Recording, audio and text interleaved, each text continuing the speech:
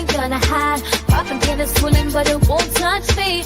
Only love around, that's how it's gonna be. Keep moving forward, never looking back. The truth's in the power, it's an unstoppable track. In the city lights where dreams collide, we hustle through the night, fire in our stride. Whispers in the dark can't dim my glow. With rhythm in my soul, I'm ready for the show. We break the chains, rewrite the rules in this concrete jungle where nobody's fools. Unity sings louder than the lies they scheme. In the heart of the struggle, we dare to dream. Keep moving forward, never looking back. The truth's in the power, it's an unstoppable track. Another Queen Ahmadiyyah production. Haze on the corner, they talking real loud. Spreading on light, trying to bring me down. Enemies love you, but I won't back away. Got a vision in my mind, I'm here to stay. Got my crew beside me, we rise like a tide. When the storm gets rough, we ain't gonna hide. Propaganda swilling, but it won't touch me. Only love around, that's how it's gonna be. Keep moving forward, never looking back. The truth's in the power, it's an unstoppable track. In the city lights where dreams collide, we hustle through the night, fire in our stride. Whispers in the dark can't dim my glow. With rhythm in my soul, I'm ready for the show. We break the chains, rewrite the rules in this concrete jungle where nobody's fools. Unity sings louder than the lies they scheme. In the heart of the struggle, we dare to dream. Keep moving forward, never looking back. The truth's in the power, it's an unstoppable track. Haze on the corner, they talking real loud. Spreading on light, trying to bring me down. Enemies love you, but I won't back away. Got a vision in my mind, I'm here to stay. Got my crew beside me, we rise like a tide. When the storm gets rough, we ain't gonna hide. Propaganda swilling, but it won't touch me. Only love around, that's how it's gonna be. Keep moving forward, never looking back. The truth's in the power, it's an unstoppable track. In the city lights where dreams collide, we hustle through the night, fire in our stride. Whispers in the dark can't dim my glow. With rhythm in my soul, I'm ready for the show. We break the chains, rewrite the rules in this concrete jungle where nobody's fools. Unity sings louder than the lies they scheme. In the heart of the struggle, we dare to dream. All right. Hello, Loyal Royals. How are y'all doing? How is everybody doing? So let's get ready to get into it. Okay. Let's get ready to get into it. Everybody hit that like button. Thank you. Please don't forget to double check and make sure you're still subscribed to the channel, especially if you have not been receiving those notifications. Y'all know how they get down on here. Okay, shout out to all my Loyal Royals and everyone tuned into the Queen. Let's get into it. But before we do, let's have a brief word from my sponsor at 12 Tribes. All right, here we go. Do not buy 12 Tribes on Earth hair growth oil and hair magic elixir unless you want super healthy, gorgeous hair that grows.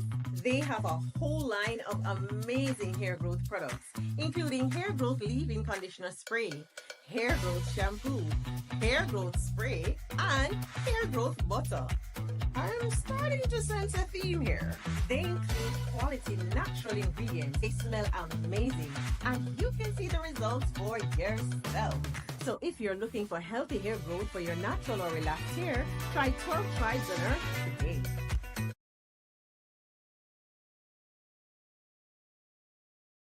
All right, so don't forget you can purchase 12 Tribes hair oil at Etsy.com. Just look for Lisa Crafts. You can also find it at Walmart.com. Ones in the chat if you guys can hear me, okay?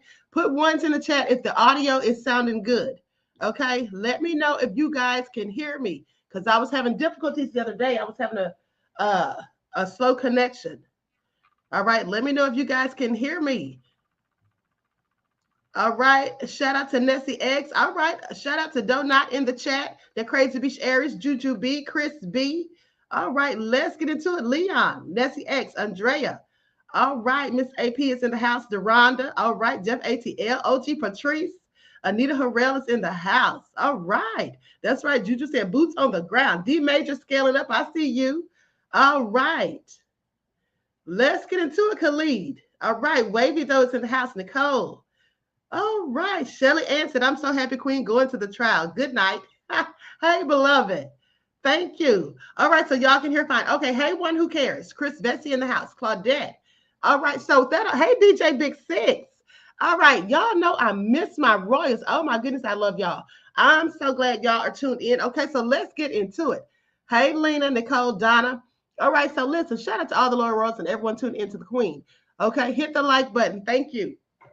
So let's talk about it, you guys, because first of all, Diddy had a bad day today, okay?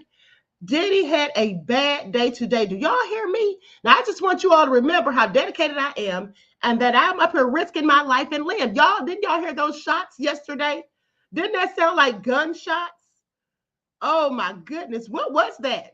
Right in the midst of my life, honey. It was all so nefarious, okay? But anyway, I am here and I am having the time of my life, okay, with this Diddy trial.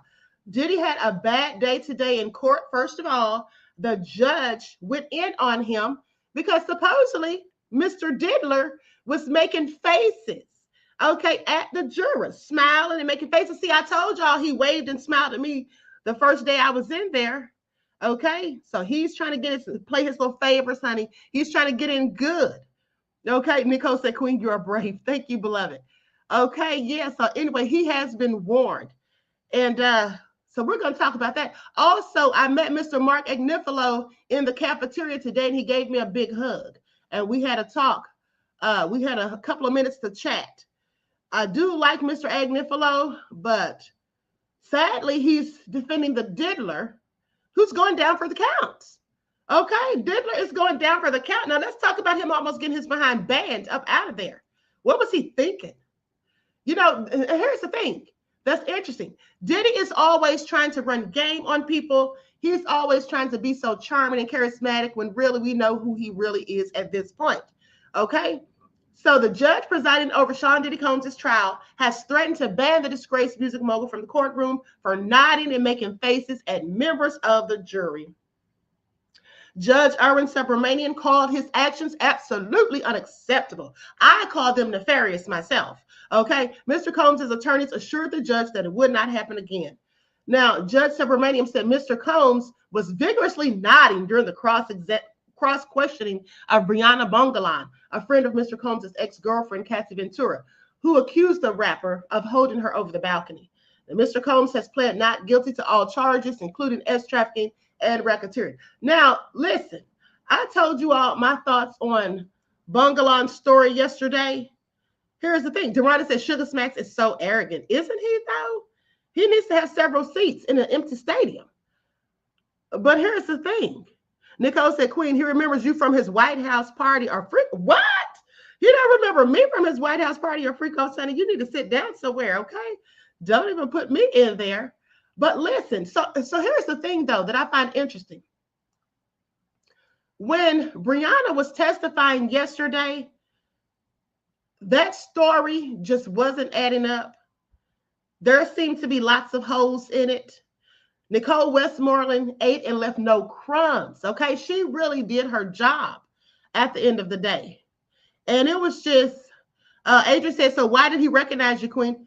Do you think he recognized me? Or maybe he was just waving?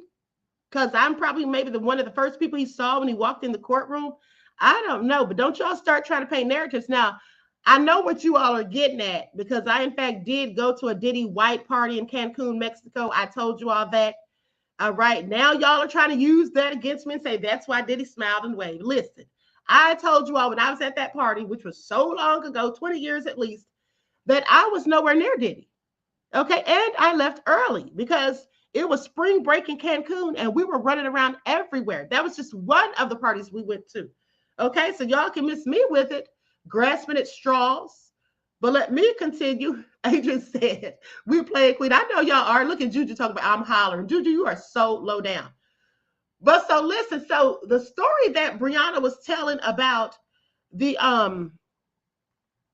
whole thing with the balcony situation, it just really started to fall apart as far as I was concerned. And especially when Nicole Westmoreland went to producing receipts, that girl, Diddy was in a whole nother state January the 26th of 2016.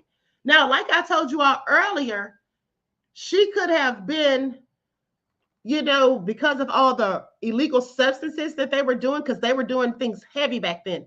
Maybe that's why she didn't remember the exact date. But if she didn't remember exactly when this happened, she should never have said that. Just in my opinion, she should have just said on or about, around, given a specific date, honey.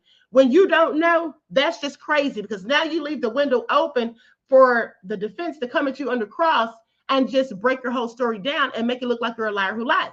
Now, maybe she is a liar who lies. I don't know. But here's the thing. What makes me think that possibly the story is true is because when there was a exchange between her and Cassie said something was asking her about the balcony incident or whatever. So, but nonetheless, it just goes to prove that Nicole Westmoreland is doing her job. Okay? Because even if you're telling the truth, she's making it look like you're lying. Okay? She's very good at that. Very crafty indeed, as far as I'm concerned. Now, let's talk about the surprise witness, Jane Doe. Adrian said the way she was plotting with Cassie, I'm doubting he hanged her over that balcony. I mean, here's the thing. I'm going to tell you like this. You know what I think that they should have done, Diddy's defense team, if he actually didn't hang her over the balcony, or if they want to give us the impression that he didn't hang her over the balcony, you know what they should have done? They should have brought in a forensic expert.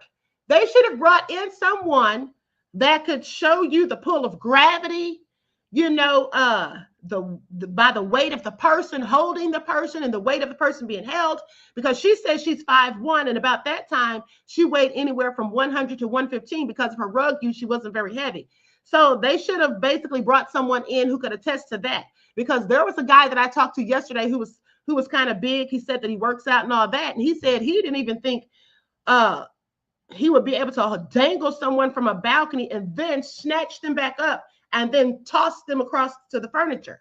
He said, you doing something like that, you could actually pull yourself over the balcony due to the pull of gravity or something like that, honey. He was talking about it all with physics and all of that. So I don't know. But at the end of the day, if they wanted to prove their point, they properly, the defense that is, should have brought in some type of expert. Okay. Now, look at D Major Scale and talk about free Diddy. I don't think so. Okay. I don't think so. Diddy needs to go down, and so does Dwayne Keefe D. Davis. All right. For Tupac's passing, as far as I'm concerned. I keep telling y'all that I'm not a Diddy fan. Now, so listen. Let's get into this other witness who popped in today, the surprise witness. Okay. OG Patrice says, Queen, didn't they bring in an expert phone guy that said based on her old phone evidence, she must got the date wrong? Well, she clearly got the date wrong. Yeah, that's already been proven. She clearly got the date wrong. Okay. And that's my whole thing. If she didn't remember the exact date, she should have not said an exact date. She should have said on or around somewhere in September or October or whatever she remembered best. But honey, when you sit up there and say it was exactly September 26th of 2016, then Westmoreland comes out with these receipts showing that Diddy was in fact on a Bad Boy reunion tour on stage performing with Lil' Kim. Then she further pulls out these receipts from where he stayed at the Trump Hotel, the Trump International Hotel, and then basically showed that he signed in under Frank Black, the pseudonym that he would use, and signed in on September the 24th and didn't check out until September the 29th. And then she further goes another step and shows that he in fact had receipts. They had the receipts from the food they ordered on the morning of September the 26th. And mind you, the young lady said that this all happened that morning. Okay. Another thing that sounded just crazy to me with her story was when she said that Diddy walked in and threw a knife at Cassie, and Cassie threw a knife back on another incident. And when they asked her, where did he get the knife from? Or how did he get in? She said she didn't know. And then when they asked where the knife came from, she said it came from the kitchen or whatever. So I don't know. At the end of the day, I'm not saying she's lying. I'm just saying that Nicole Westmoreland is doing a good job because she's making it look like she could be lying. Okay, that's what she's been doing. So anyway, let's talk about the surprise witness that came in today. Like I told you all earlier, this woman was all in love with Diddy. She met him and they exchanged numbers and everything. Diddy already was dating somebody else at the time. And even while he was dating this other person, he had both of them at an event at his house where they had like a movie night or whatever. And he was texting the surprise witness, telling her he wanted to hook up and all that. So after she's all in love with him and he's wooed her and he's been giving her money every now and then, he's been, just catering to her and being all nice and sweet, he starts with these freak offs that he called hotel nights, according to her. And then now all of a sudden he wants her, first it starts, and see, this to me is grooming, absolutely. Okay, and some people think that you can't groom adults, but absolutely you can. Okay, adults can be groomed just like anybody else. And I think that's exactly what he was doing by being all nice and kind to her and everything. And, so attentive, complimenting her, being so encouraging, as she said. But then once he gets her where he wanted her, sounds like the same story with Cassie. Once he got her where he wanted her, now all of a sudden he's talking about fantasizing. Let's have this fantasy. And then he's always got corn with a P playing while they're having relations. Okay. And then giving her all of these rugs. Now, see, here's the thing. Here is the thing. If you don't take rugs and somebody's offering you rugs, like, just say no. Okay, let me tell you something. I fell out with somebody one time because they were doing X. We were going to a club and had the nerve to ask me if I wanted some. This was another female. And I said, no. And I was so annoyed with her. I never spoke to her again after that, because here's my thing. If you want to do rugs, you go right ahead, but don't offer them to me. You've never seen me do rugs. Okay, why would you even offer me that crap? So I was ticked off to the point that I was like, nah, I can't fool with her anymore. Okay, I don't trust people like that at the end of the day. But the bottom line is, he got her to doing these illegal substances, Molly, X, and all of that. Like I told you guys earlier, she said the first time she took it, she like fell out on the beach. She said she started grabbing the sand and throwing it. Okay. Then she says KK and his brother helped her. Afterwards, she said, I take smaller pieces. And then they said, how did the smaller doses make you feel? And she said, loving, warm, horny. They keep doing ecstasy. Okay. They take the ecstasy. They were taking the Molly. And then that's the thing. When you take the Molly with the ecstasy, according to her, she said the Molly actually enhances the feelings of the ecstasy. So just makes you in a freaky deaky mood, apparently, according to how she was describing it. Okay, so then she says he started giving her money. He started giving her 10K. He said he really was into her, but he still saw other women. And on his end, she said it was an open relationship, but not for her. And they said, how long did it last? And she said until his arrest. So she was really into this man. And let me just tell you all something. I felt sorry for this young lady because she was up there on the stand. She was tearing up when they were asking her about these other men, these escorts he was having her to sleep with. Can you imagine?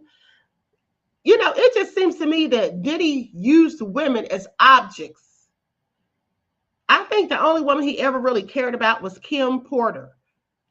Okay, the rest of these women, I think he just played them and used them for his own advantage, just to get his own pleasures. I think he didn't have any real feelings for them, because how do you just have them sleep with all these other men literally almost every time you hook up? When they asked her for the percentage of how much of the time that they were spending together that he was wanting her to participate in these freak offs, she said it was like 90%.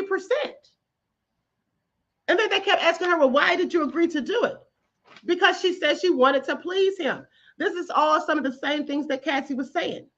And I believed her. She made a credible witness, in my opinion. I believed her story. What she was saying made absolute sense. And it just made Diddy look even worse in my eyes. Now, she also said that they were taking Coca-Cola and ketamine. They asked her how the Coca-Cola made her feel. She said alert and awake.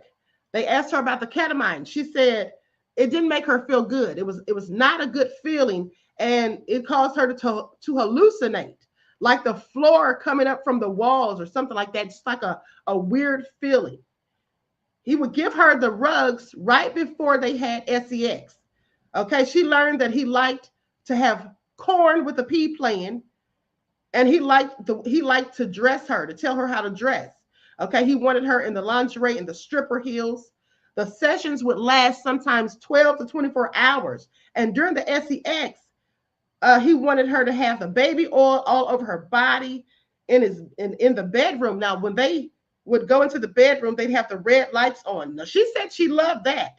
She said she loved it. She said, I was making love with my partner, love making and kissing, just being intimate. She liked that. She enjoyed it. It felt really intense. He was so passionate, and he brought out the passion in her. Okay. She loved him very much. And then they asked her what happened in May of 2021. She said that's when they started having these conversations about fantasies. They say, who initiated it? She said, Sean. How did he initiate it? She said they would go on these websites.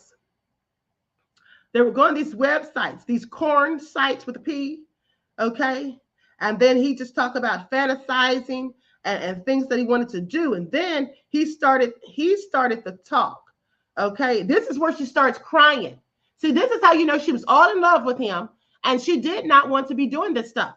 This is where she started crying. She's wiping her eyes when they start asking her about this. She says he started to talk, and they were talking about these relations or whatever. She said they were woke for 24 hours.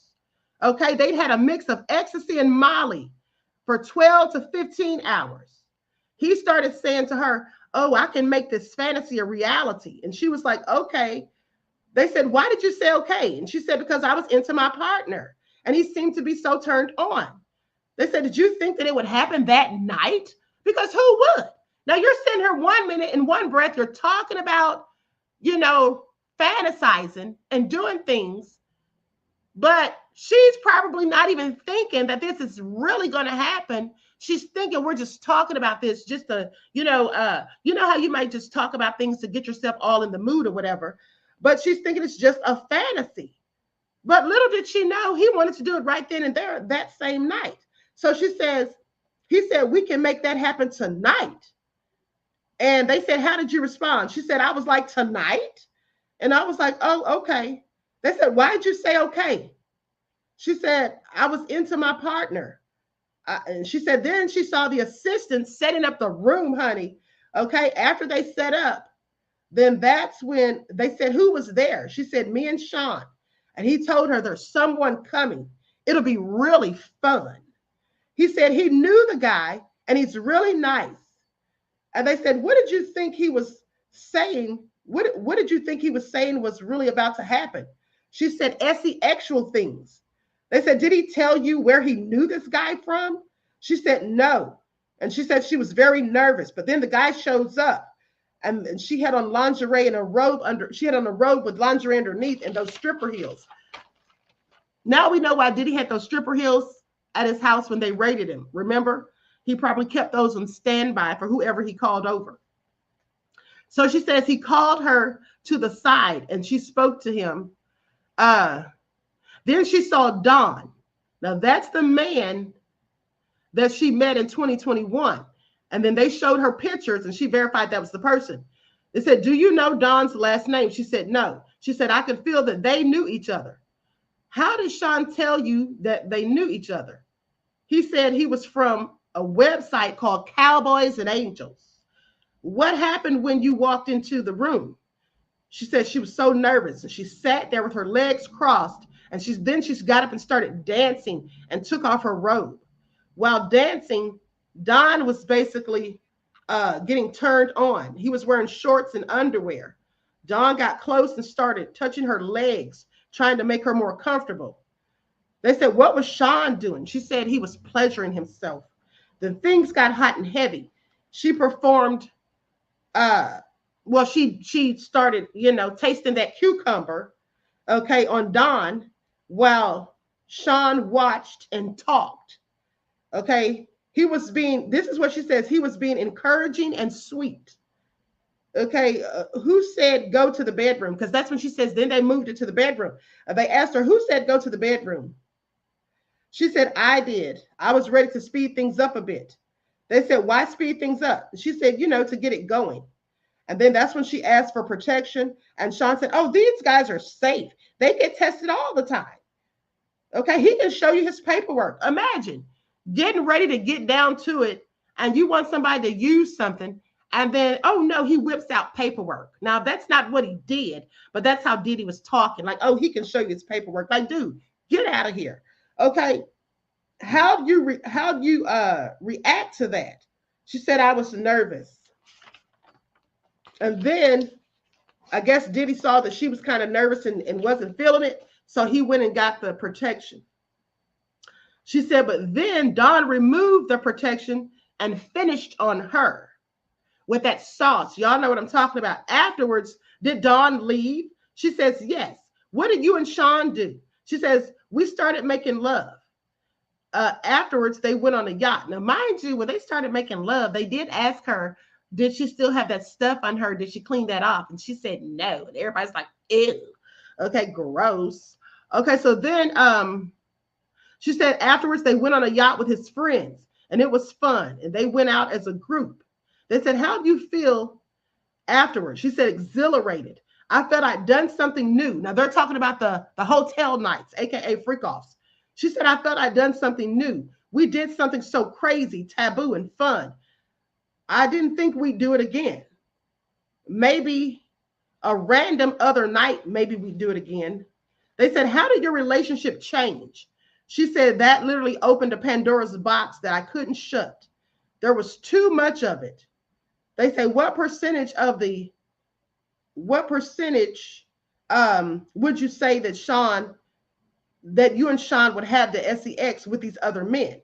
That's when she said 90%. She said, I just wanted to have an old-fashioned relationship, just me and him. They said, did you ever get back that feeling that you had in May of 2021, when she first got with him? And she said, no. They said, how long after did Sean ask you to do it again? She said, it wasn't long. It wasn't long before the next time. It was actually the next time she saw him. They said, did you go along with it for the rest of 2021? She says, yes, I wanted to make him happy. Honey, isn't that much making somebody happy in the world? Diddy must really have some, I don't know, he must really have some game. I heard he didn't have any game, but I guess he had enough, because he's getting these women to do things they really don't want to do, but they're so desperate to please him because they're so into him. So anyway, did you tell Sean you didn't want to have sex with these other men? She says, yes. Okay, did you tell him in writing or verbally? She said both, mostly in writing. And when you tried telling him, how did he react? She said there was tension. The tension was building. He was dismissive and seemed as if he wanted me to move on from it. He'd say, we don't have to do it. What are you saying? Well, then we just don't have to do it. And then kind of rush her off the subject. But then they'd still end up doing it. And then that's when she started talking about how he was paying her rent. Okay. They said, when you didn't want to have the sex with other men, would there be threats, or what would he do? Basically, she said he would threaten her about her rent. Okay. Were you trying to break up with him? And she said no, because he would say, well, if you want to break up, you need like 3 months to take care of your rent, because I'm not going to be paying rent for somebody that I'm not even with. So clearly he's letting her know that, girl, if you're not doing what I want you to do, if you're not going to fulfill these fantasies so I can get my pleasures and thrills, whether you like it or not, then you need to find somebody else to pay your rent, because I'm not here for it. That's basically what he was saying. And that just all goes to coercion, like I told you all earlier.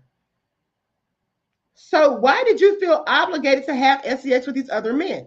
She said he was paying my rent. Okay. How often did you see Sean in person? From May 2021 through October of 2023. And how many times did you have the hotel nights? She said almost every time she saw him. Okay. And she said 30% of the time they were alone. And it still felt like the hotel nights. And then she said, I wanted it to just be 100% me and him.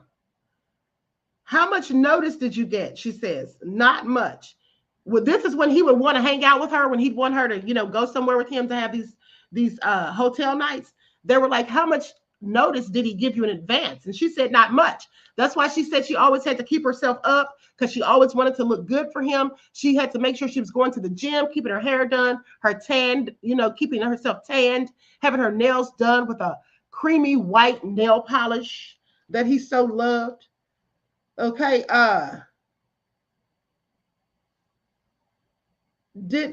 hold on. Sean didn't travel with friends because he didn't. Oh, yeah, then they asked her if he had a problem with her traveling with her friends. And she said he didn't like it. Okay, he didn't like her traveling with her friends. She went on a trip to the south of France in the summer of 2021. Now, mind you, they just got together in May. So here in the summer of 2021, he gets upset because she goes on a trip to the south of France with her friends, and she didn't say anything to him about it. So she says he sent her voice notes saying, I am really disappointed. I am so disappointed in you. And she said she felt bad. When they asked her why she felt bad, she said, well, for making him feel bad. Which is crazy, because this already shows, this is a red flag. This shows that he has controlling tendencies. So she wanted to look nice and presentable for him all the time. She wanted to stay ready, so she did all the things she needed to do. And she said it started to affect her work because she was always so consumed by him. She wasn't posting on her social media. So it started to dwindle, and because she was rarely posting. And like I told you all earlier, he was paying for her child support, or not child support, but for her child care and all that stuff, so she could go out on these rendezvous with him. She said the most money that he ever gave her was $20,000. Okay, it was wired to her. And then in cash, he would give her like $5,000 to $10,000.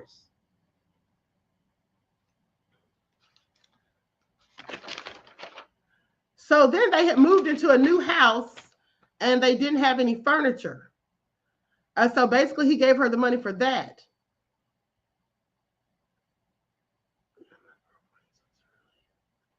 Oh, and then she started to tell him about how her girlfriends were making all this money on OnlyFans. And one of them had made like $4 million.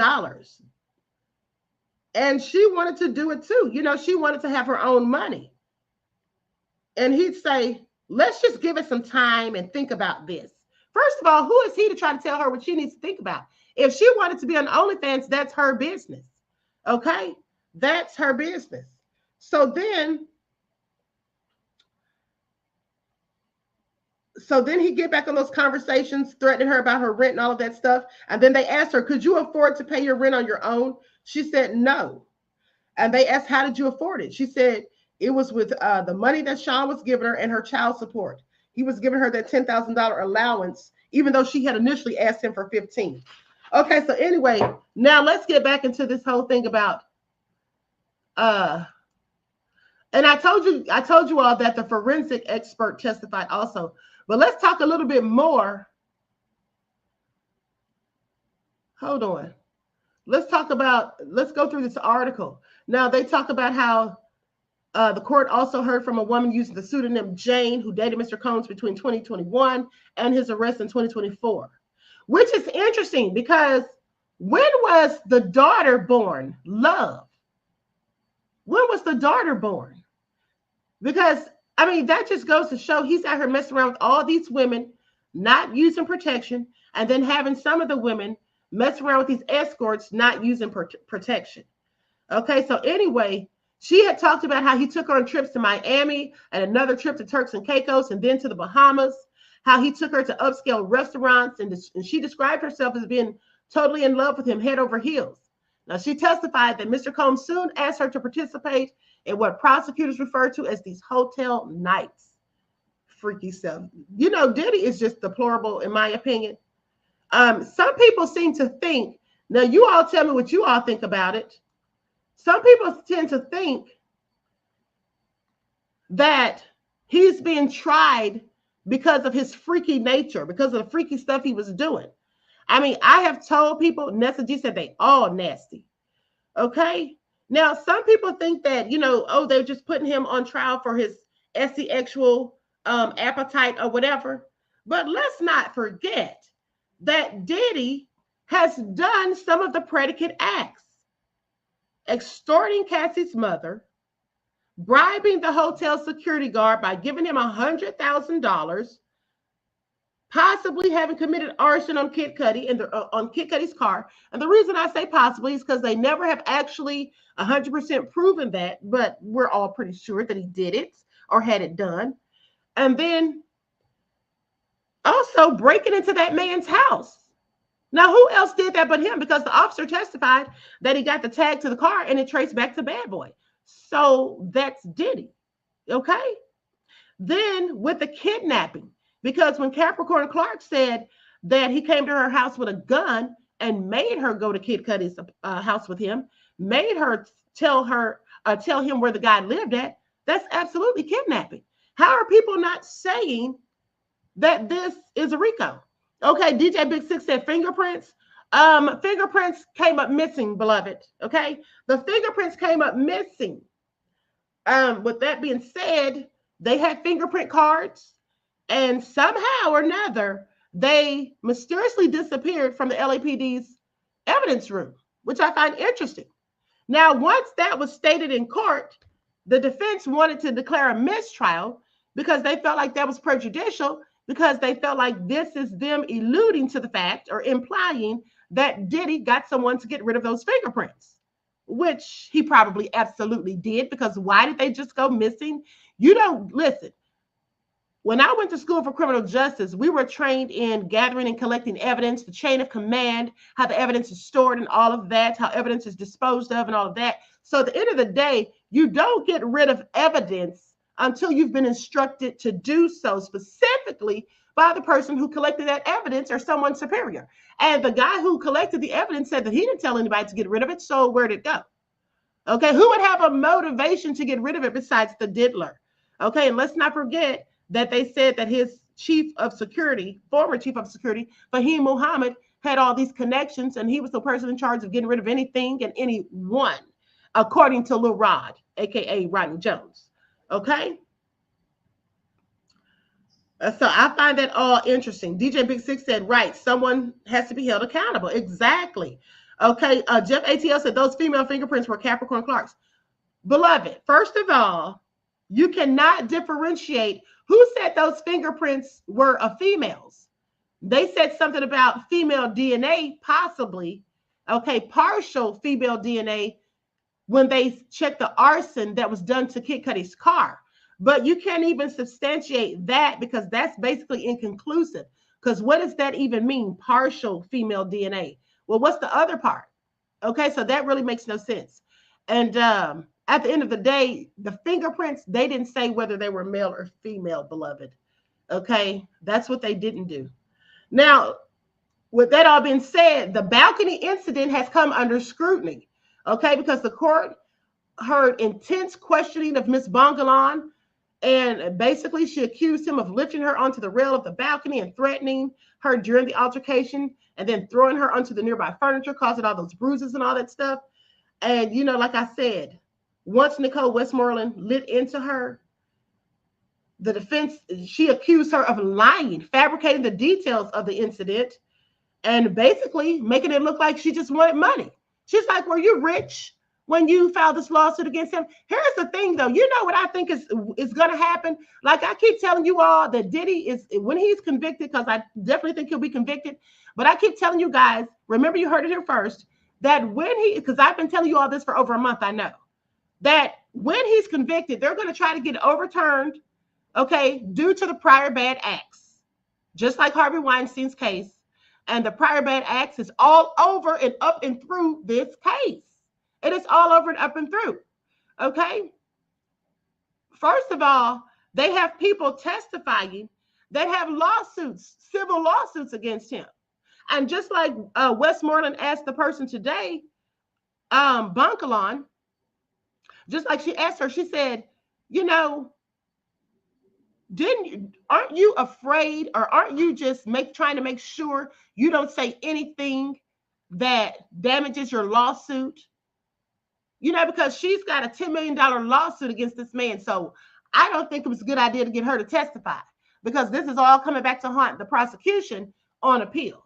And I already been telling you guys for the past 2 months, if not more, that the defense is actively gathering their receipts to come back on that appeal, to come back with. And here's the thing, that's why they have Mr. Brian Steele on the case as well, okay? Because he's known supposedly for doing these appeals. Okay, so please pay attention, honey. This is not some of this stuff that they did. I mean, I know they want to win the case, and I want them to win the case because Diddy does need to go down. Okay, but bottom line is some of these things are just going to come back to haunt them, in my opinion, when they file that appeal. Okay, so please pay attention. Now, with that also being said, let's talk about Trump. What is going on with Trump and his bromance with Elon? And here's the thing. Let me just say this before we get into that. You know, Brian Steele is widely recognized. I want you all to pay attention because everything about Diddy's defense team was strategically planned. Every person on his team was placed there with a strategic purpose. Okay, I want you all to pay attention to that. They got, because we've not heard from Estavio. Do you all remember his attorney, Estavio? We've not heard from her lately. Why was she hired? I told you guys, she was the one that they got to do the cross-examination of Cassie. And don't forget, you heard it here first, because even before the trial started, I told you guys they need to get a woman to cross-examine Cassie, because otherwise, when they call out discrepancies, or they want to ask her tough questions, it's going to come across as bullying. Okay? And that's not going to be a good look to the jury if you're bullying the victim, or it comes off as if that's what you're doing, even if you're not. But a man speaking to her in a certain fashion, I told you all that they would get a woman, and they got Estavio. But not only did they get Estavio, why did they pick her out of all the other women like Teenie and Westmoreland? They picked her because she was of Cassie's ethnic group. Okay? And remember, she immediately started flattering Cassie. Oh, you're so beautiful. And Cassie's like, thank you. Oh, well, you are. It's true. Because she's trying to make her comfortable. She's trying to make her relax. So she starts talking more. And that strategy worked like a charm. Now you have Mr. Brian Steele, who's also very good with doing cross-examination. But not only that, he is widely recognized as a skilled and successful appellate lawyer. Okay, particularly in the state of Georgia. All right, he's known for his expertise in analyzing cases and crafting these very strong arguments and delivering persuasive oral arguments in appellate courts. That's what this man is known for. Okay, this man has extensive experience. He's like the best of the best. Okay, I would say he's like a white Johnny Cochran. Maybe not as good as Johnny Cochran, but damn near. Okay, he has a very successful record and a high success rate, just so you know, with his appellate proceedings. Okay, with approximately, and I want you all to pay attention, honey, because I did my research on him, with approximately 45 reversals to his name. Do y'all hear this? With about 45 reversals to his name. Okay? I mean, he has a long history of representing clients in appellate court with over 300 published opinions to his credit. Okay, so just so you all know. And let's not forget his accolades. Okay, he has been recognized as one of Billboard's top music lawyers of 2023, demonstrating his expertise in representing clients in the entertainment industry. All right, so pretty much in a nutshell, he's considered a strong and effective appellate lawyer with a proven track record of success. I want y'all to pay attention, honey, because like I said, these people on Diddy's team were strategically and methodically placed. They played no games and they held no bars when they chose these attorneys. They got the best of the best, okay? And let's not forget Teenie Garagos, the daughter of Mark Garagos. Mark Agnifilo has a he's very high profile and has had numerous cases to his credit as well. So with that all being said, he's got the best of the best. So like I told you guys, even if he's convicted, which I think he will be, they're going to fight tooth and nail to get that conviction overturned. And they have some good reason behind it, because if Harvey Weinstein could get his trial his conviction overturned due to prior bad acts, I'm here to tell you that Diddy has more prior bad acts on his side than Weinstein. Okay? So this is all a hot mess, honey. Diddy is fighting for his life, honey. He's going to be doing everything he can to get out of there. But Diddy needs to be in prison. Okay? Diddy needs to be in prison. I think it's too many things that have happened around Diddy. I think it's been too many people dropping dead. And I'm not saying that he took him up out of here, but some things just seem a bit more than coincidence. If he's telling somebody, I'll kill you, and then that person turns up dead, I find it all very interesting. Okay, let's talk about Shakur Stewart. Okay? Let's talk about Chris Lighty. Let's talk about Kim Porter. Let's talk about Dr. Frank Ryan. Let's talk about Dr. Ed Winter. Okay, should I keep going? Let's talk about Heavy D. Let's talk about Andre Harrell. Okay, at the end of the day, let's talk about Erica Kennedy. Let's talk about Tupac and Biggie. We don't even have to talk about them because we know those are the main two. Okay, so, you know, when people are sitting here hoping Diddy gets off, I don't know why. I don't know why. And then when people say, oh, they're trying to bring down a black man. Well, you know, most of his victims were, in fact, black. Okay, not all of them, but many were.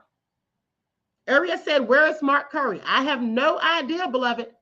Okay, so now let's talk about Trump, because what's really going on with him and Elon? Why is Elon going in on Trump?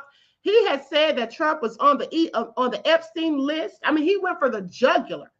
Okay, he says that Trump was on Epstein's list, and that's why he won't release the list. I told you all, didn't I tell you all this is going to come to an end? I told you all, you heard it here first, but here's the thing. What I find interesting, that's right, the honeymoon is over. But what I find interesting, Miss Addie Locke said, Agnifilo and his wife are defending the United Healthcare guy. Yes, he and I also talked about his wife, and he told me that his wife is even better than he is. Okay, now, with that being said, let's get into it, because I told you all the bromance would be over soon. I told you all, but here's the thing. I actually thought that Trump would be the one to get tired of Elon, okay, trying to just take over and all of that, trying to run the country and being called the president and acting as though Trump's the vice president. That's what I thought was going to make it all go down. But apparently Elon had ulterior motives, in my opinion. So let's talk about it. Let's talk about it. Hold on. Let me pull up these receipts. House GOP lawmakers are accusing Elon Musk of going too far after he suggested President Donald Trump was in the Epstein files. They say, hopefully we never have to answer questions about tweets like that from Elon again. This is what Representative Pat Fallon said, okay, calling his comments not helpful. They say Elon crossed the line today. Now, Musk referenced the late PDF file Jeffrey Epstein in relation to Trump on Thursday as part of a larger tirade against the president and Republican leaders over their budget reconciliation bill. The tech billionaire accused Republicans of adding to the national debt, currently nearing $37 trillion, with the legislation they've called Trump's Big Beautiful Bill. They say, time to drop the really big bomb. Trump is in the Epstein files. Now, that's what Elon posted. That is the real reason he has not made it public. Have a nice day, DJT. Y'all hear this? I find it all so nefarious and interesting at the same time. Mark this post for the future. The truth will come out, he says. What happened? I mean, I thought they were bros. They said there's no need for this. This is what Nell said. Those conversations should be taking place behind closed doors. Now, some Republicans argued that any damning information about Trump and Epstein would have already been revealed if it existed. Not necessarily so, because quite frankly, any of the people that were clients of Epstein's, we've never found out who those people were. If Epstein and Ghislaine Maxwell were both convicted of trafficking, where are the clients who came to them for services? Okay, so that doesn't make sense to me. I don't find that to be true. He says, what I would say is if Joe Biden had Donald Trump in the Epstein logs, there's no question it would have come out during the campaign. This is what Representative Randy Fine said. Well, that's not necessarily true either, because what if Trump and Biden had been in there? Okay, I'm not saying they were, I'm just saying that if they were, there would definitely be a reason for Biden not to say anything about Trump being in there. So these arguments, these points they're trying to make fall short as far as I'm concerned. So he says, so I don't know what's prompted it. I think it's all unfortunate. Now, Representative Tim Burchett says he questioned why Musk would let his young son, nicknamed X, be around Trump if he believed he was closely associated with a PDF file. Well, you know, that's a good point. That's a good question there. What do y'all think about that? Now, I didn't think about that. Okay. Why would he let his son X be around Trump if he felt like Trump was around Epstein doing nefarious things?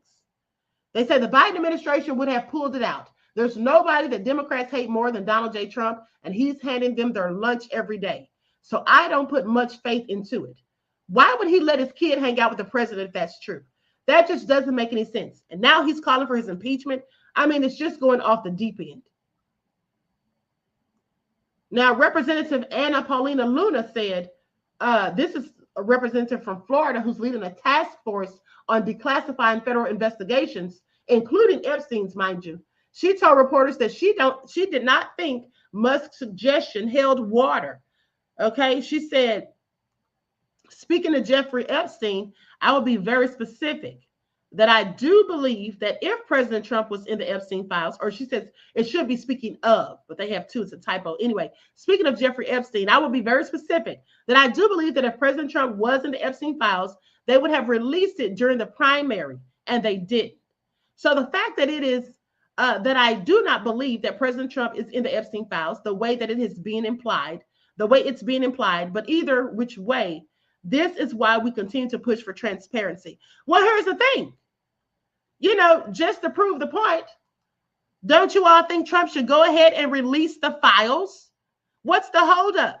I mean, that's something that he was talking about during his campaign, right? When he was out on the campaign trail, he kept talking about releasing the Epstein files. Did he not say that?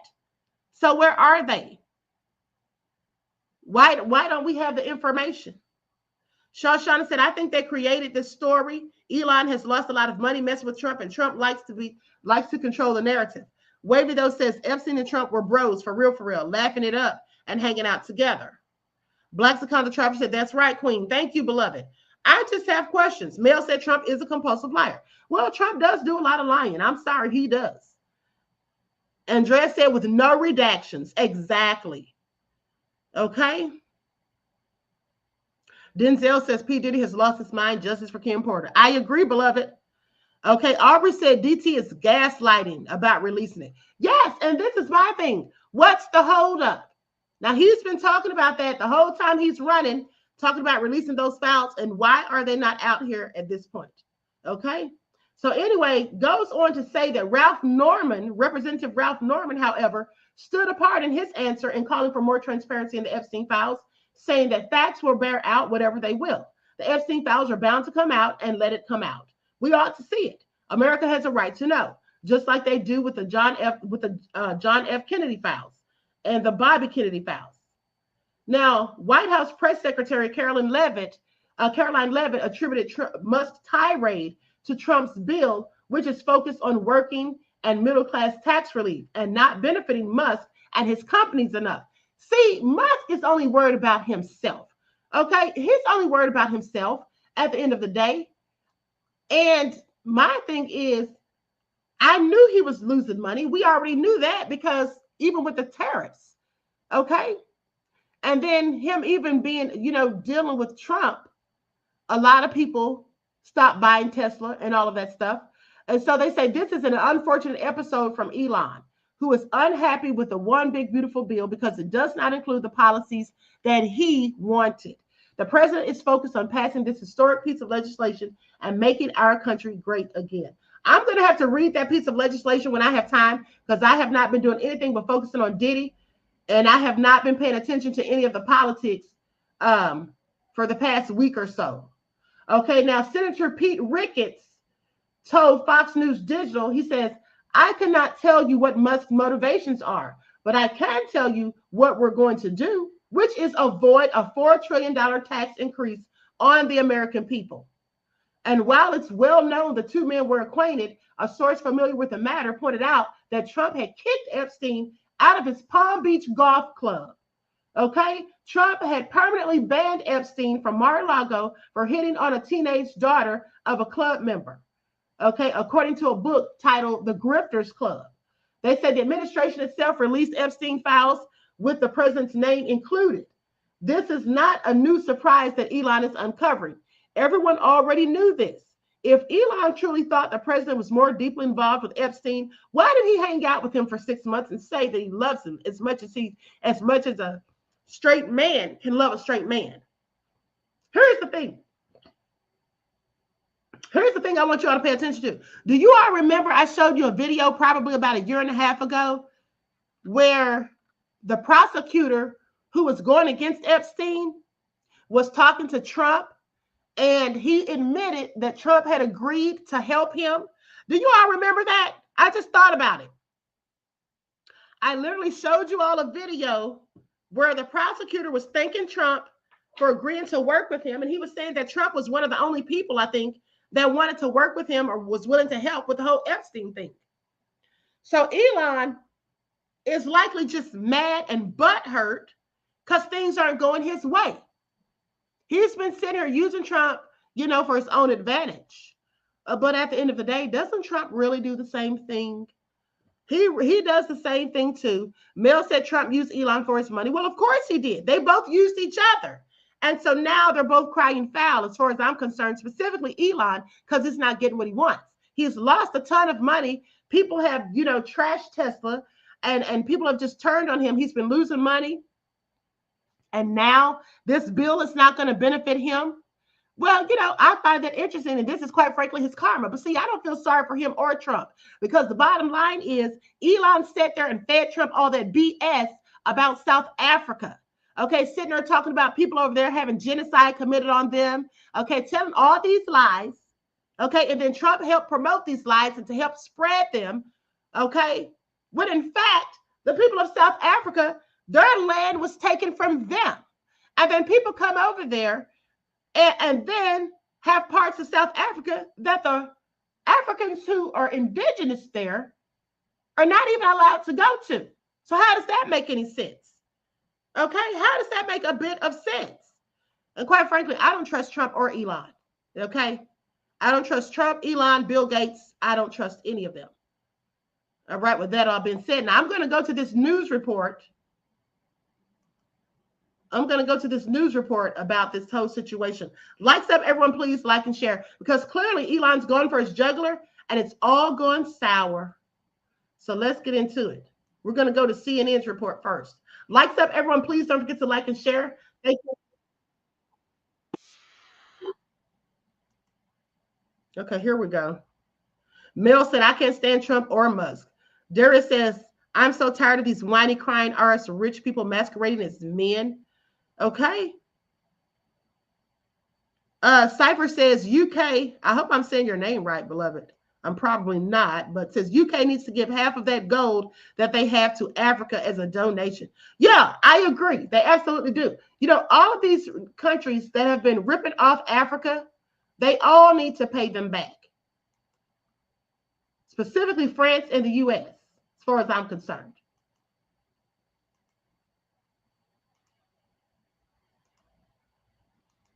Meltdown.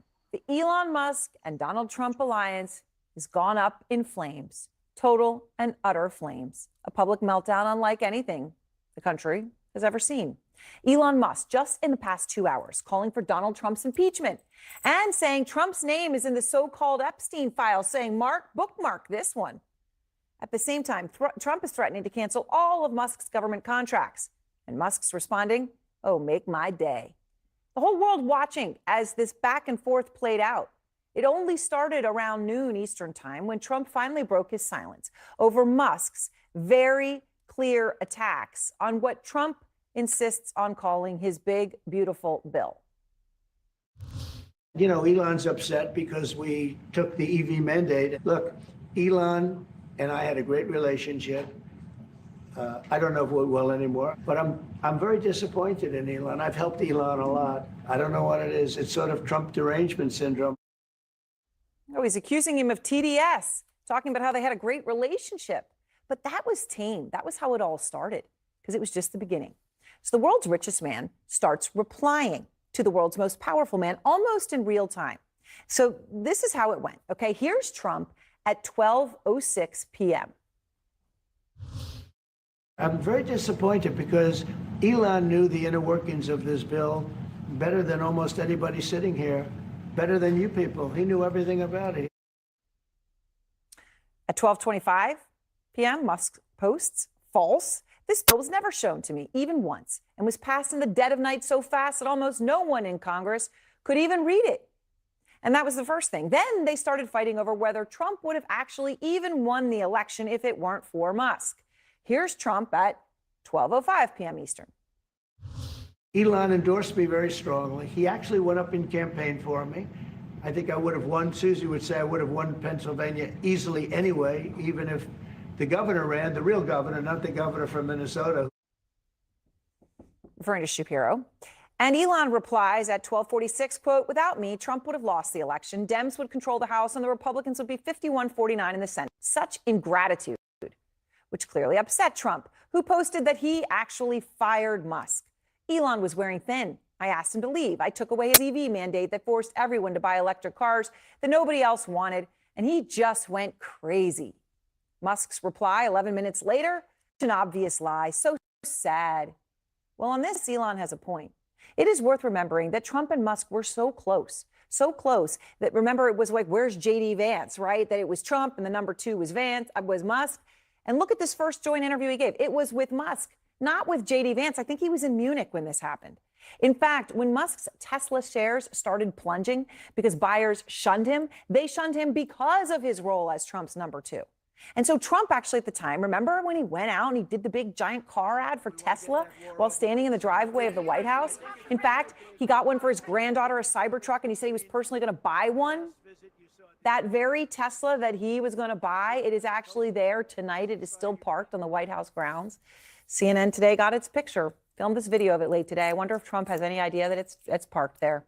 Which brings me to the biggest threats that each man threw at each other today. And it was nasty, frankly, beneath both of them. But, you know, hey, all bets are off on that anymore. At 2:37, Trump threatens to terminate Musk's government contracts, writing, the easiest way to save money in our budget, billions and billions of dollars, is to terminate Elon's governmental subsidies and contracts, which, while a serious threat, I mean, you got to think about it, SpaceX, the Boring Company, and Tesla benefit massively from government contracts and subsidies. Musk's business empire is built around $38 billion in reported government funding, according to the Washington Post. But to get rid of all those is also a unique threat, because without Musk, well, I mean, what happens to those astronauts on the ISS? I mean, remember the astronauts who waited 9 months because only Musk's Dragon capsule could bring them back home? Well, Musk sure does, which is probably why he responded to Trump's threat to terminate his contracts with these posts. Go ahead, make my day. And then he added, in light of the president's statement about cancellation of my government contracts, SpaceX will begin decommissioning its Dragon spacecraft immediately. Well, he knows who controls that one. And then Musk threw his own threat out there. One of them, well, this one was laying down the gauntlet. Talk about going to the gutter, writing, time to drop the really big bomb. Real Donald Trump is in the Epstein files. That is the real reason they have not been made public. Have a nice day, DJT. And that's actually really serious. Those Epstein files perhaps cuts as deeply as anything. But the other one might be just as bad for Trump. The twice impeached president, Musk, not long ago posted yes to someone who wrote, President versus Elon. Who wins? My money's on Elon. Trump should be impeached. J.D. Vance should replace him. It is absolutely stunning to watch it. Maybe that's why no one could look away today. A split for the history books. I mean, when you think about it, it's up there maybe with Brutus and Caesar, Hamilton and Burr. Two men until just days ago claimed to just absolutely love each other. Well, I love the president. I just want to be clear about that. We have a new star. A star is born, Elon. Elon is great. He is from a different planet. He's the greatest guy. Don't pay anything to fix your roof. New York City homeowners can get a free roof while paying. I use the word love. I didn't just, use it. It's because Musk used it. In February, Musk posted, I love Donald Trump as much as a straight man can love another man. I mean, what else is there to say? Kristen Holmes is out front live from the White House. Kristen, from a post like that to what we are seeing today, I mean, it is an absolutely stunning breakdown. Yeah, and Aaron, I mean, we talked to a number of White House officials who really tried to downplay it, saying we've been through this before, but there really is no way to not acknowledge the fact that they haven't been through this exactly before, because we're talking about two of the most powerful men in the world. And a breakup like this, and so publicly and so personally, is one that they haven't seen in the same manner. Now, we are told that White House officials met behind closed doors at one point, discussed how they were going to react, and the directive from the top, and the top, of course, is President Trump, is to just keep focused on the quote-unquote big, beautiful bill. I mean, the thing we have to remember here is that this is Donald Trump's legacy. So all this talk about how personal it's getting, actually hitting the bill itself is as personal as it gets for Donald Trump. He also hit him at one point saying these tariffs are going to sink the economy into another recession. That was Elon Musk after Donald Trump. Another pretty harsh blow for Donald Trump, a man who believes his entire legacy is going to be built on this bill, these tariffs, the trade wars, the trade deals that they have, clearly here trying to kneecap him. Now, just moments ago, we heard from Carolyn Levitt, the press secretary, who was responding to Elon Musk saying that Donald Trump's name was in the Epstein files. And this is what she said. She said, "This is an unfortunate episode from Elon, who is unhappy with the one big, beautiful bill because it does not include the policies he wanted. The president is focused on passing this historic piece of legislation and making our country great again." Obviously, there again, Aaron, the directive from the top, keep it focused on the bill. Right. All right. Well, thank you very much, Kristen. Of course, Elon Musk has said he isn't happy with the policies in that bill, specifically the trillions of dollars that it will add to the debt, which goes against Doge. He believed that Trump actually wanted Doge. Out front now, Katie Drummond, global editor-director at Wired, which has broken story after story on Doge and Musk's relationship with Trump, and Ryan Mack, who covers Elon Musk for the New York Times and is also the co-author of Character Limit, How Elon Musk Destroyed Twitter. Katie, you hear Kristen's new reporting. They had a meeting today on what is going on, because this is serious. You've got certainly the world's most powerful man and against the world's richest and also one of the most powerful men. Yep. This breakdown. So what are you watching right now? We have been on the edges of our seats all day at Wired, I will tell you that much. I mean, for one thing, we are paying very close attention to Truth Social and X, right? The megaphones of choice for these two very rich and powerful men. And then we are on the phone talking to, GOP insiders, members of the administration, and then people in Silicon Valley, right? I mean, the potential ripple effects of this, breakup between Trump and Musk on the tech industry itself is potentially very significant. So we're trying to figure out sort of, what do tech insiders, VCs, investors, other tech executives think about this allegiance breaking up? Right. Okay. And on that, Katie, you said the people that showed up at Trump's inauguration, okay, let's say, was it Tim Cook and Mark Zuckerberg and Jeff Bezos and then the people who went to Saudi Arabia to be there to pay fealty. That's the requirement to do this. Does this embolden them to turn on Trump, or does this make them even more afraid to do so, more in his corner? They have so much to lose, right? They are counting on an administration and a president who will be good to them from a regulatory perspective, from a financial perspective. They need the president's buy-in, I suspect, a lot more than they need Elon Musk's companionship. Right. And the threat to cut contracts, if you don't have the Dragon capsule is the only way to get the ISS down, he could cut your contracts. Absolutely. And we'll see what happens with that. I mean, Ryan, you have covered Elon Musk for such a long time. When you watch this happening, right, and nobody could turn away from it today, whether you were laughing, whether you were embarrassed by it, I don't know what feeling people might have had. But when you see how far Elon Musk is willing to go, right, he's going there on Jeffrey Epstein and 100 posts about this. How personal is this for him? I mean, it's incredibly personal. I think this is something that we as Musk reporters have been waiting for a time. Both these men get into extreme bust-ups with their associates and their staffers. Here's the thing. Elon is just being his authentic self. He's acting like a spoiled brat. Okay? He's acting like a spoiled brat who feels so entitled that everything is supposed to always go his way and work in his favor. And when it doesn't, this is what he does. He throws a temper tantrum. Okay, now he wants to go tit for tat at the end of the day. But see, this is Trump's own fault. Okay, this is Trump's own fault because at the end of the day, he let Elon basically, in my opinion, buy his way into the White House. Okay, when have you ever seen any other president in the history of this country allow someone who's not an elected official conduct a whole meeting in the White House? Okay, with their son, their child in tow. Okay, he's a spoiled brat. That's what he is. And he's upset because he didn't get what he wanted. And now he's calling foul. And now he's starting to hit below the belt, calling Trump out. And Trump says he did a lot for him. Yeah, he did. But he did this because, you know, he wanted Elon's money. All of that money that Elon donated definitely helped him with his campaign. And so now here they are. But I told you all this would happen. So it's no surprise to me. The only thing that surprised me is that Elon was the one to sever the ties. Because I always thought it would be Trump, because I felt like Trump is such a narcissist. He's going to soon get tired of people saying President Musk and acting as though Trump's the vice president. And where the hell is JD Vance? Okay, does this man even still have a job? We've not heard or seen much of him since after the election. It's always Elon and Trump. Well, I guess that's going to change, but let's continue.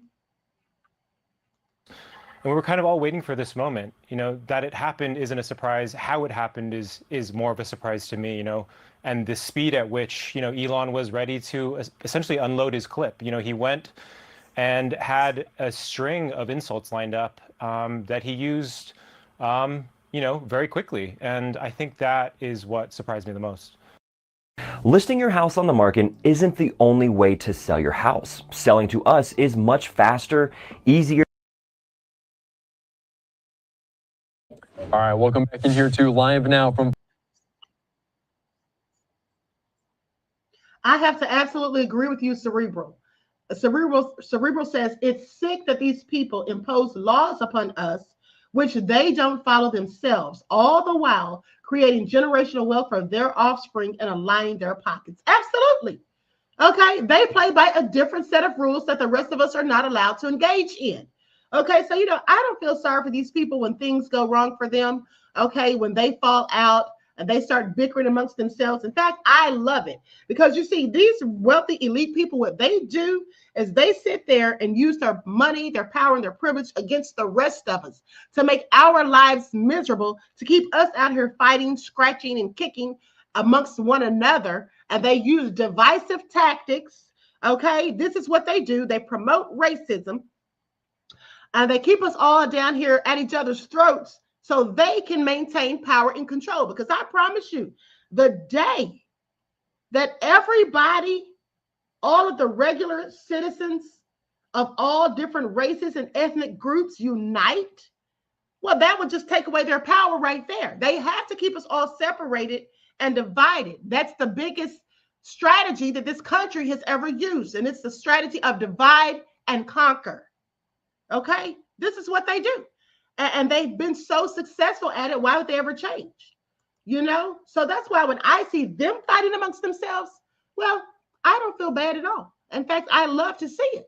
I love to see the snakes eating each other because that's what they want us to do, the rest of us down here, while they sit on their high horses and in their privileged lives and just fatten their own pockets while the rest of us have to fight, scratch, and kick just to keep our bills paid and to stay above float or stay above water.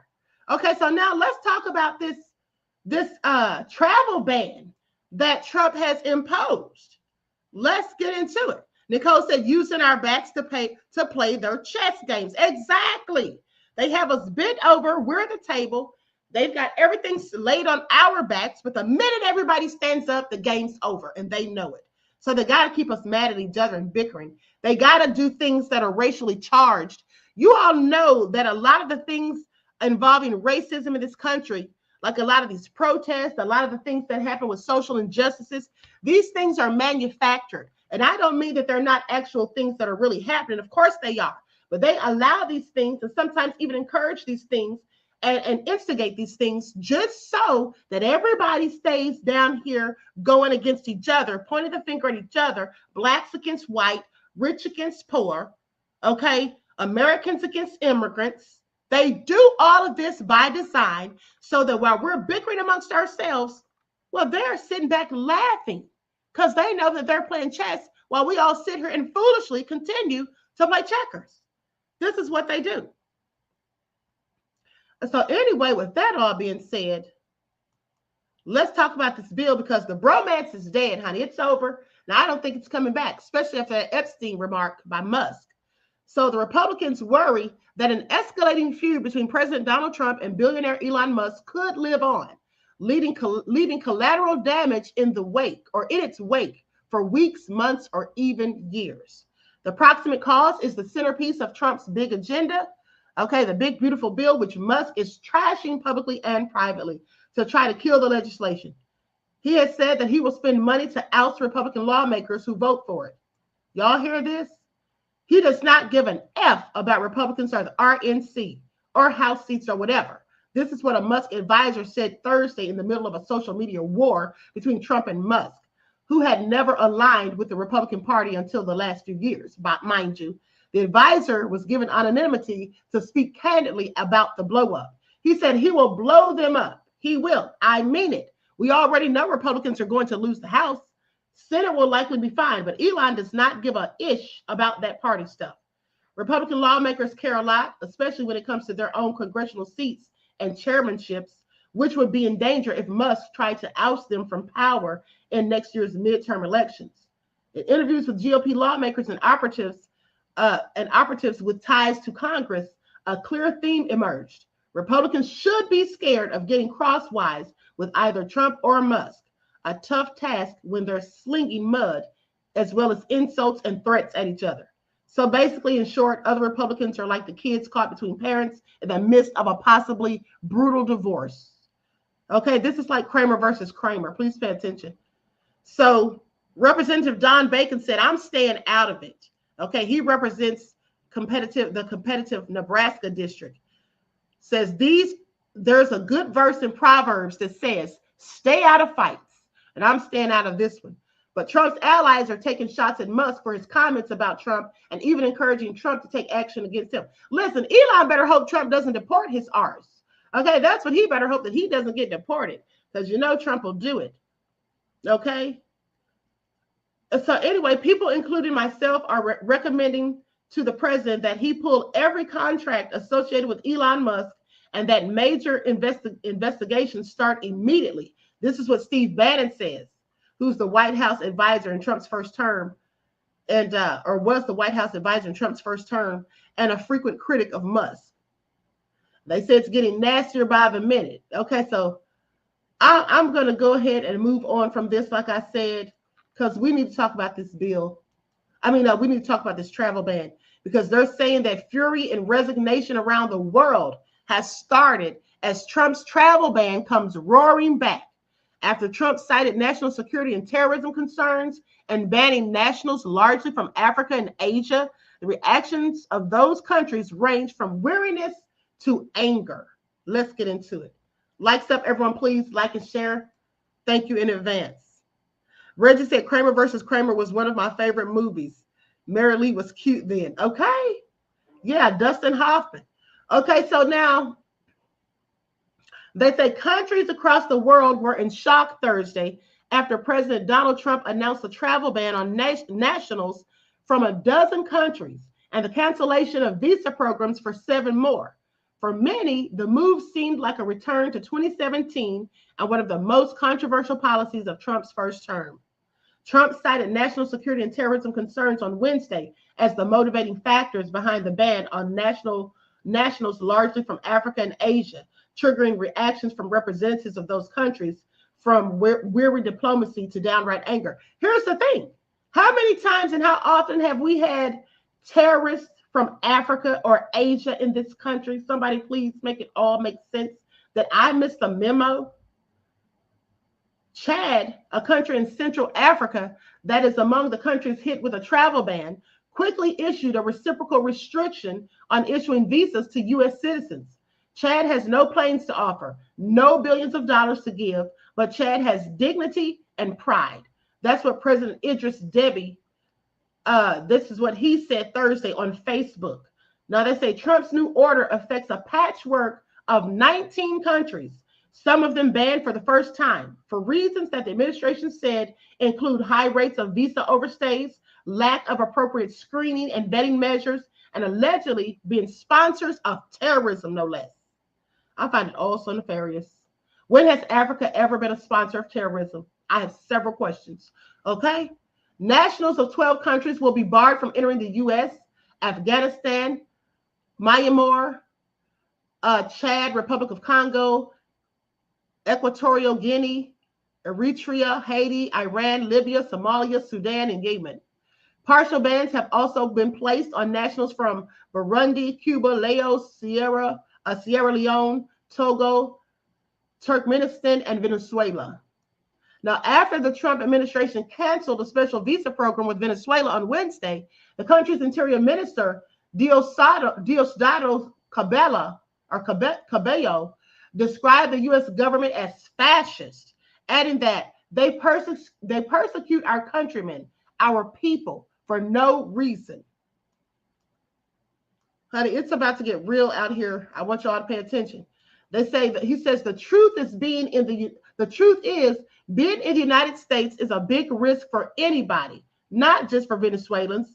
This is what he said during a weekly show on state television. And listen, I have to agree. I absolutely have to agree. I told you all, listen, Trump has been doing things that are absolutely lawless, sending immigrants to El Salvadorian prisons that are not even from El Salvador, that are not even, should not even be in prison. What crimes have they committed? Okay. Are they convicts? Why is he doing this? And let's not forget that hot mic moment when he was talking to President Bukele and saying, oh, now we're going to start sending the criminals from America over there. You think he's joking? I don't take anything he says as a joke. I take him very serious because Trump is very vindictive, self-serving, and narcissistic, in my opinion. So I put nothing past him. Now, many on the list are majority Muslim countries, and several began observing the Hajj pilgrimage, okay, the holiday late Wednesday, making immediate responses less likely. Officials at U.S. embassies in Libya, Chad, Eritrea, Sudan, and Turkmenistan were not available for comment. Still, Sean Van Diver, president of the Afghan Refugee Advocacy Group, #AfghanEvac, referred to the ban as political theater and a second Muslim ban dressed up in bureaucracy. Yeah, that's exactly what it is. Okay, please pay attention. Now, Trump began a video address Wednesday by citing the recent violence in Boulder, Colorado, where an Egyptian man seeking asylum with an expired tourist visa injured at least 12 demonstrators in what city officials called an anti-Semitic attack as justification for the renewed travel ban. Okay, they say Egypt is not on the list of banned countries, but its absence speaks to the importance of Egyptian influence both on American Middle East policy and in the region at large. This is what Ahmed Solomon, an associate fellow at Chatham House, a London-based think tank, said. Trump's order largely affects conflict-prone countries or ones which have security issues at this time or don't have the diplomatic or security heft to respond very aggressively to this U.S. ban. This is what Solomon thinks. He says, we're not seeing the U.S. going after its strategic partners in either the Middle East or Africa.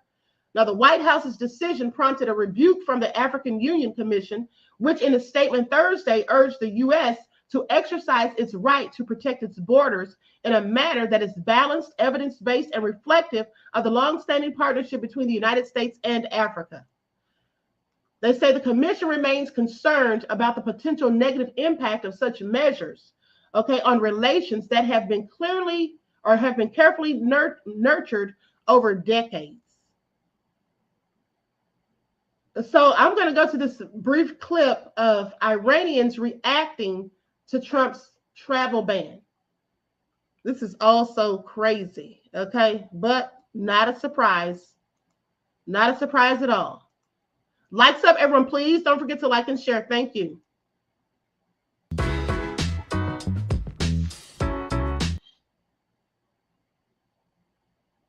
Just give this a second or two to queue.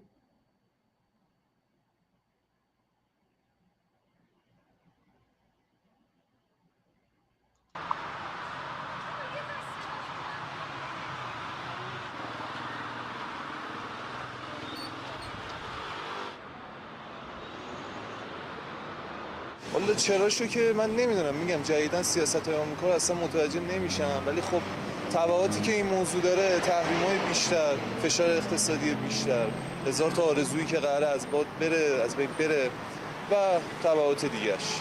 به نظر من آقا این راه اشتباهیه، به خصوص برای ما ایرانی‌ها که صحبت از ایران هم بود و اسم کشور ایران هم دیدم. من میخوام با آقای ترامپ صحبت کنم. آقای ترامپ هدف چیه؟ Yeah, he said he wants to speak to Mr. Trump and ask him, what's your goal? Mr. Trump, what's your goal? Well, his goal is to be nefarious as far as I'm concerned. And Trump only wants a certain group of people in this country. Okay? I mean, hasn't he made that abundantly clear? Trump only wants a certain amount of people, or not a certain amount, but a certain group of people in this country. Okay? Imagine him imposing a ban, including Africa, when he just okayed it for South Africans who don't look like me to come over here, lying about genocide. Don't y'all find that interesting? Claudette said Trump doesn't give a damn. No, he doesn't. Okay? Reggie said Trump don't give an F, is what I'm hearing from this guy. Exactly. Trump only wants people who look like him in this country. Let's just keep it real. Okay? That's all it is. That's all it is at the end of the day. But let's continue. Je suis vraiment touché par cette décision, car nous aussi nous aimerions venir dans son pays pour étudier, pour faire du tourisme. Mais on ne peut rien, car c'est sa décision, en espérant une suite bonne favorable pour nous jeunes Togolais. Et touché personnellement. Et là parce que après revenu tout ban les niveaux jama ya America que jama we odo les mati soba de famille à tous les coups wa egbe aya les niveaux on va prendre décision coucou de deux pour les ninambe madena et joameto. Did y'all hear that? No, did y'all hear that? That man said we'll ask for forgiveness so that he'll change his decision. Forgiveness for what? The U.S. is the one who owes them an apology as far as I'm concerned. Okay? This is just all such a mess. OG Patrice said the USA is the weakest link because of our weak, nefarious leader. We ain't ready. Shaking my head. Yeah. Cerebral said deportation was high under Obama and Biden. In fact, their numbers were higher. Not a fan of any of them, just stating facts. Well, here's the thing. You know, there's always going to be deportation at the end of the day for people that come here illegally. That's just what it is. That, for me, is not just the problem. The problem is sending people who have a legal right to be here, okay, like Abrigo Garcia, shipping that man up out of here, okay, like those poor children who were legally here because they were born here, were they not? One of them had like stage 4 cancer, was shipped up out of here without their medicine or anything, because their mother was deported, even though the father and other relatives agreed that they would keep them. But they sent them up out of here. That's the problem right there. We know that there's people that come here illegally and they're going to get deported. I'm not even talking about that. I'm talking about, and here's the thing. Even if you are here illegally and you get deported, you still have a right, or should have a right, in my opinion, to due process. Like, this thing just reeks of unethical decisions. Okay, lawless practices, people being treated as if they're just trash, okay, as if they're less than, all right? What about all those, remember those pregnant women that were supposed to be, some of them were immigrants or whatever, and they came up missing?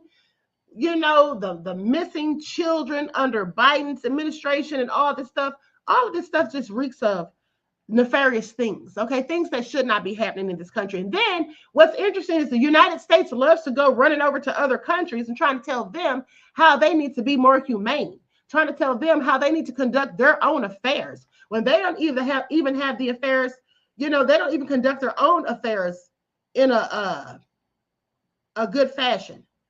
Hold on, where's that comment? Here it is right here. You said it right, Reggie. That's the perfect description. The undesirables. That's what I'm talking about. That's the perfect word. The undesirables, okay? There are certain people that Trump deems as undesirable to this country and that don't suit his narrative of what America should look like. And he wants those people up out of here. And like I told you guys, when some of you were saying, oh, why are you so worried about the immigrants?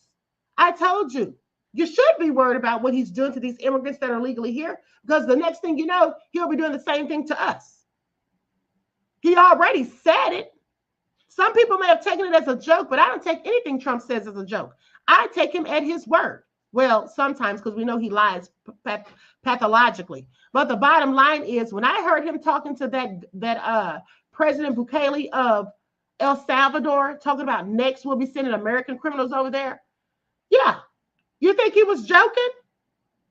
He's already sent people over there that don't belong. So why would he stop now? And then had federal judges arrested. Did you guys forget that report that I did, where he had federal judges arrested for trying to help immigrants? Remember that? Disobeying federal judges, being held in contempt. Trump is determined that he's going to do what the hell he wants. He is a whole dictator. And that's what he wanted. That's what he wanted to be from day one. So he's not listening to anybody. He doesn't play by the rules. He does whatever he wants. And anybody who dares to cross him will suffer the consequences. Let's not forget that he said he's going to have Oprah and Beyonce. He said they should be investigated because he felt like Kamala paid them. Okay. I find it also interesting. Now, had they been promoting him during his campaign, he wouldn't have a problem. But this is the kind of stuff that he does. And I want you all to pay attention, because you heard it here first when I told you all, listen, Trump doesn't need to pardon Diddy. Nobody needs to pardon Diddy. Diddy's convicted of his nefariousness that he's been accused of. He needs to go sit in that cell just like anybody else, because I absolutely believe he's done a myriad of horrendous things to many people. Everything that they're saying about him, I don't believe everything of it's true, but I believe most of it's true. And that's just my take on it. But the bottom line is, I did tell you that Trump is just vindictive enough, in my opinion, to give Diddy that pardon just because he hates James Comey, and Maureen Comey is the lead prosecutor going against Diddy. I put nothing past this man. Okay, nothing whatsoever. Nothing surprises me at this point. Okay, and these politicians, these celebrities, okay, whether they're in the music industry or Hollywood, none of them are to be trusted. All right, we already know that the rich and wealthy, they eat their own. So what do you think they'll do with the rest of us? Okay, what do you think they'll do? And you all better begin prepared, okay, because it's coming. I told you all, make sure you're following your lifelines. You have your non-perishable food items.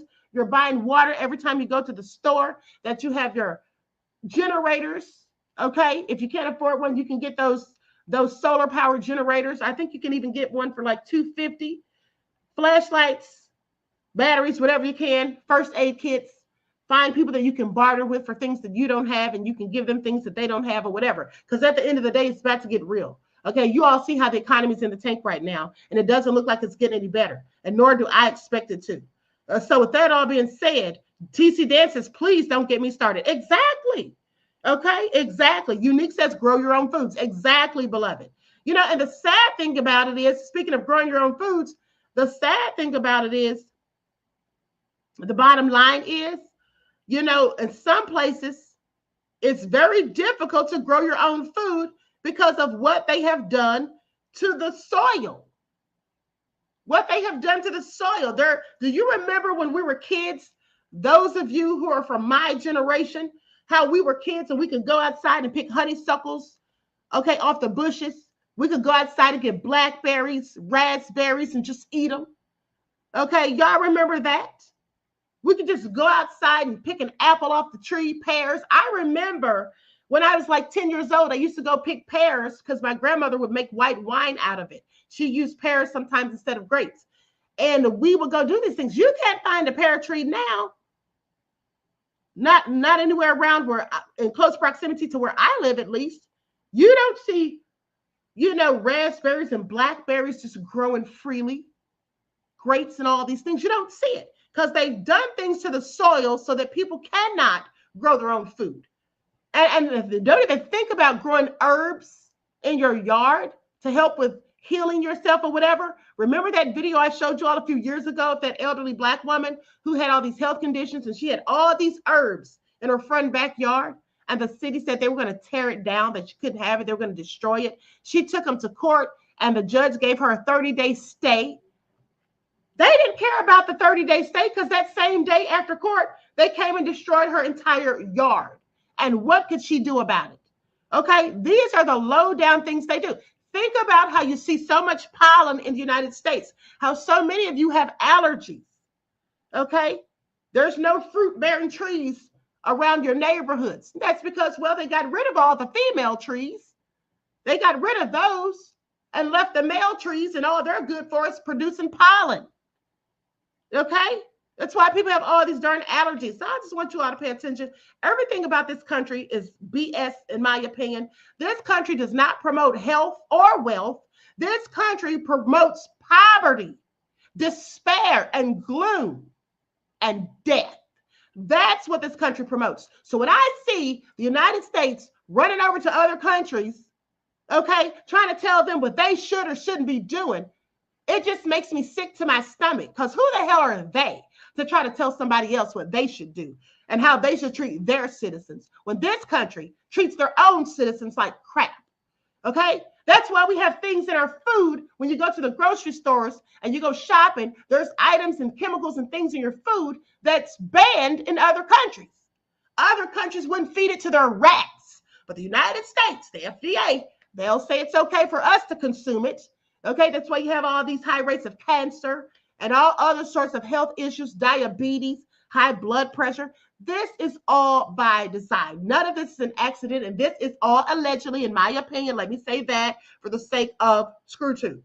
But at the end of the day, that's my opinion, and I don't have any facts on this. Wink, wink. But you all know what I'm saying. This is all crazy at the end of the day. What are all these white lines in the sky? Is it geoengineering? What are all these chemtrails? What do they actually mean? Do they make people act crazy? Do they control your thinking? What do they do? Why do we need them? Why are there so many of them? What's really going on here at the end of the day? These are the things we should be asking ourselves. Why are they putting fluoride in your water? Okay. For those of you that follow the spiritual channel, remember the deep dive that I gave you with all the details about fluoride and what it does. So, like I said, I don't put anything past any of these politicians, let alone Trump. Okay, any of these wealthy elite people, let alone Elon Musk. In my opinion, none of them are ever to be trusted. And anybody staking their claims or hanging their hopes on them, you have to be out of your mind. Okay, you have to be out of your mind, in my opinion, at the end of the day. That's right, Agent said to block the sun. Yeah, remember Bill Gates when he was talking about blocking the sun? What the hell is he, a vampire? I have questions. Who the hell wants to block out God's sun? The sun gives us all life. Without the sun, we would all die. Don't you all realize that? This is how we grow food and crops. Okay, this is how the farmers farm, how they get their harvest. The sun helps our bodies to produce vitamin D. What was he talking about or even thinking when he suggested something so foolish in 2018? Talking about it's been giving us cancer for the last 40 years. Has it really? Because I don't think the sun gives you cancer. You know what I think? I think that the people who use those sunscreens, okay, I think that's what gives them the cancer, not the sun in the sky. I don't believe that. And where are they getting that melanin from that they put in the sunscreen? You all should start asking yourselves the tough questions, okay? Because a whole lot of this stuff that they do, they try to distract us from what's really going on, but they can't distract me because, like I told you, you can only be distracted when you have a one-track mind, okay? You can only be distracted when you can't think and focus your thoughts on different things at once, okay? At the end of the day, this is all a whole bunch of BS. Bottom line is, that's why when I see Trump and Elon Musk going at each other's throats, well, I'm glad to see it, because that's exactly what they want us all to do, is go at each other's throats, okay? Think about if there was a famine. Do you think people would be out here helping one another and trying to barter with each other? Most of these people would be trying to kick in somebody's door to get what they need if they didn't have what they wanted. And the people who had all the supplies would not be willing to share with those who don't. You all remember the movie produced by Obama and Michelle, Leave the World Behind? Remember that guy that had the supplies and the medicines and everything, and the other people needed it? And he didn't want to share with them. He pulled his gun on them when they first showed up. That's real life. That's exactly what would happen. Okay, it would be the Hunger Games and the Purge all rolled up into one. So you all better stay ready so you don't have to get ready. You better be following those lifelines that I've been giving you again. Let me remind you, since Thanksgiving Day of 2020, because I told you all it was coming. And let's not act like we're all going to be so shocked and surprised when there's an attack on the power grid and we're put in darkness for days on end. Okay? And we don't have any type of communication via the internet. Okay? Please pay attention. All right? It's all nefarious at the end of the day. Khalid says a gram of melanin is worth more than gold on the stock market. Well, yes, that's been the case for years now, beloved. And in fact, a black man, approximately 5'8" or 5'10", weighing about 180 pounds, is probably worth like $2.5 million. Okay? Approximately. And let me just check let me just check on that again about melanin, because the last I checked, it was $500 and something per gram. Yep, here it is. A gram of melanin can cost anywhere from $353 to over $500. Some sources even estimate it to be as high as $750 per gram. Okay, I want y'all to pay attention. All right, and then y'all wonder why they have the black markets. And you know, speaking of the black market, they say on there it's like $435 per gram. That's on the black market. Okay, so I want y'all to pay attention. At the end of the day, there's people out here who are literally killed for it. You wonder why people who look like me come up missing. Specifically, these children who look like me. Where do you think they're going? Okay? And what do you think about all these people who get taken out unarmed by the police? Do you all remember that video where the guy was shot up by the police and he was laying there under a sheet and they said he was dead or whatever, but the guy, you could see the sheet rising and falling. The man was still breathing. Okay, I'm just saying. And whatever you do, don't put you want to be an organ donor on your driver's license, because I promise you, they will not fight to save your life. I've shown you all the videos, okay? And that's just how it goes down, because sometimes people, you're worth more dead than alive. And that's just the sad fact of the matter, okay? That's just the sad fact of the matter. So with that all being said, and then here's the thing. If you do put it on your license and something happens, God forbid, and then you end up on life support, they don't care if your family doesn't want them to pull the plug. They'll override them by saying, well, you know, your family member put organ donor on their license, so we have a right to go ahead and pull the plug. So, you know, I'm just telling you all what it is. At the end of the day, I'm going to conclude this broadcast because I have to be up early in the morning so I can get inside the court, because today I was in the overflow room, okay? Which isn't so bad, but you know, you watch everything on the screen, but I definitely want to be in the regular court tomorrow. Okay, so with that all been said, I love you all to life. I hope you all enjoy the rest of this night. Each one teach one. That's how we grow and thrive. Do something productive, constructive, but never destructive. And always remember, beloveds, to keep the Most High first in your lives. Claudette said, thank you, Queen. Great broadcast. Thank you, beloved. I appreciate you. I will talk to you all again soon. Peace.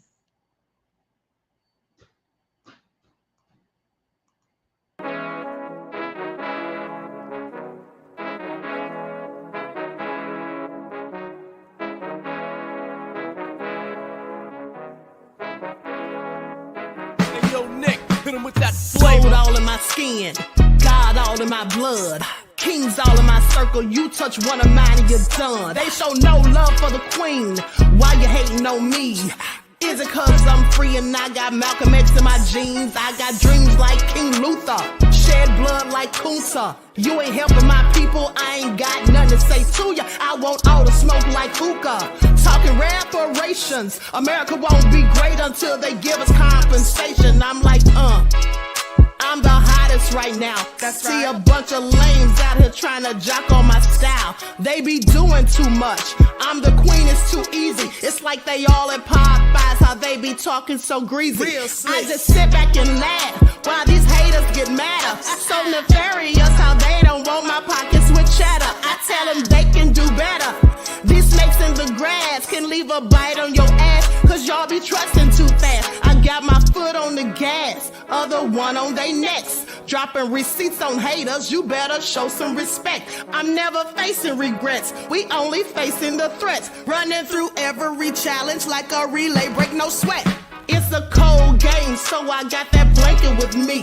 Now that my people awaken, ain't no going to sleep. I do not play by my piece. This time I'm playing for keeps. You talking slick, but when I see you like them ends, we gon' meet. And I got gold all in my skin, God all in my blood, kings all in my circle. You touch one of mine and you done. They show no love for the queen.